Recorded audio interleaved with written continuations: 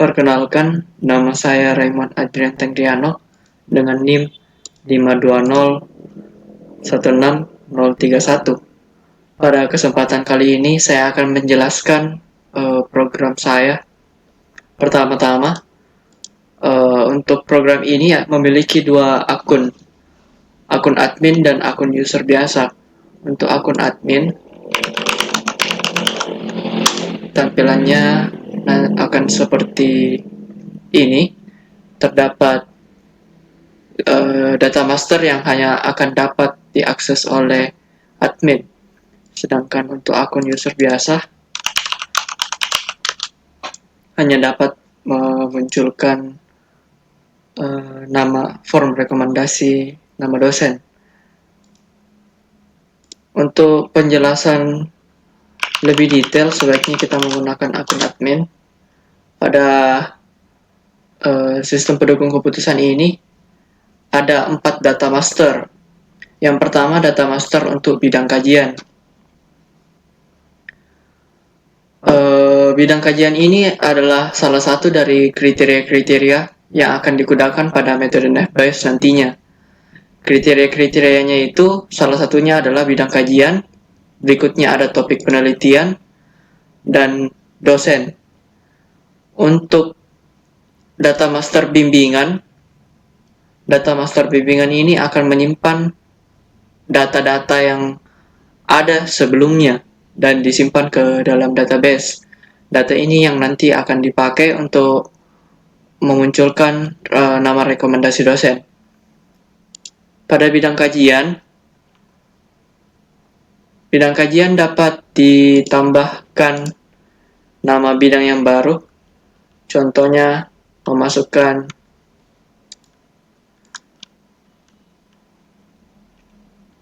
testing. Datanya berhasil diinput masuk dan bisa juga diubah dan dihapus. Berikutnya yang untuk bagian topik sama dengan yang untuk bidang kajian, namun pada bagian ini bidangnya harus dipilih terlebih dahulu karena keduanya akan saling terhubung. Contoh kita ambil nama bidang jaringan komputer dan masukkan topiknya yaitu IP address.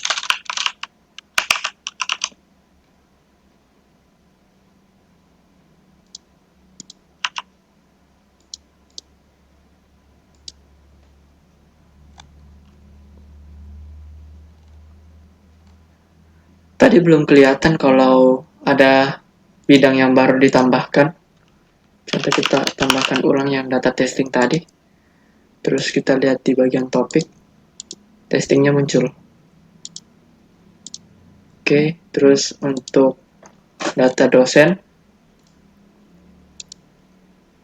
Data dosen pun sama dengan data bidang kajian. Untuk memasukkan nama dosen berdasarkan data yang ada di kampus. Contoh saja kita ambil nama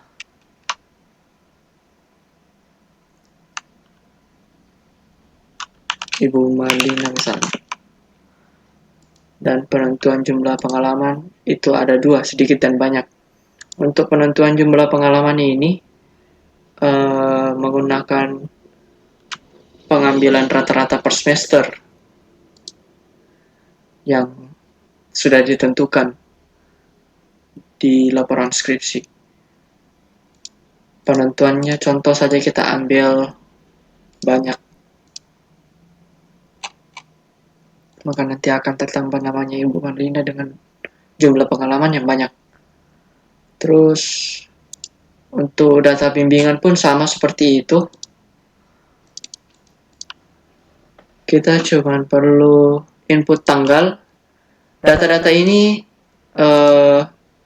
diisi berdasarkan data yang sudah ada di kampus sebelumnya.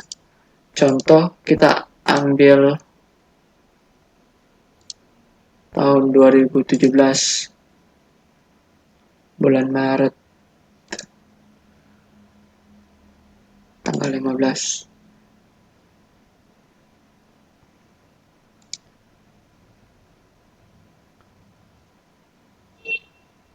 Bidangnya yang sudah kita tambahkan tadi, jaringan komputer dan IP address. Judulnya testing demo program yang dibimbing oleh Ibu Marlina.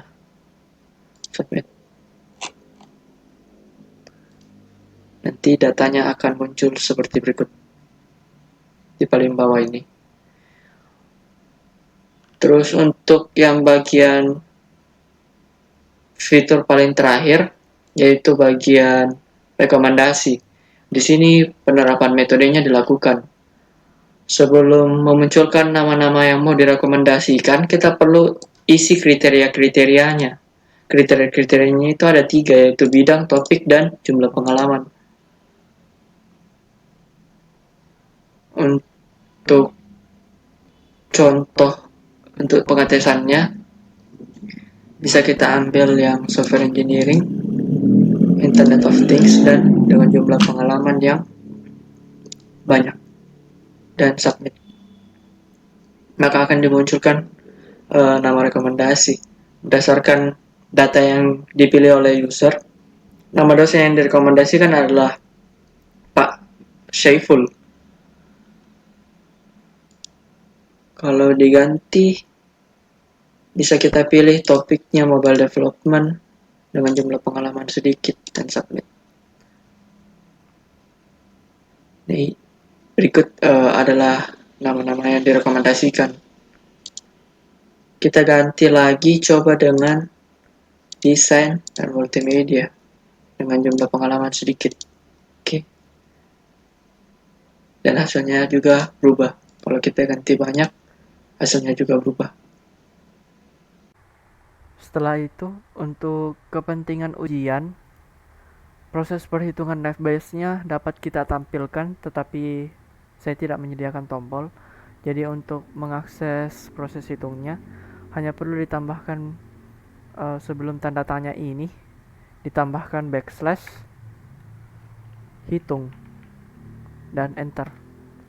Maka proses perhitungannya yang dilakukan oleh sistem akan ditampilkan sebagai berikut. Proses penampilannya ini diurutkan berdasarkan nama.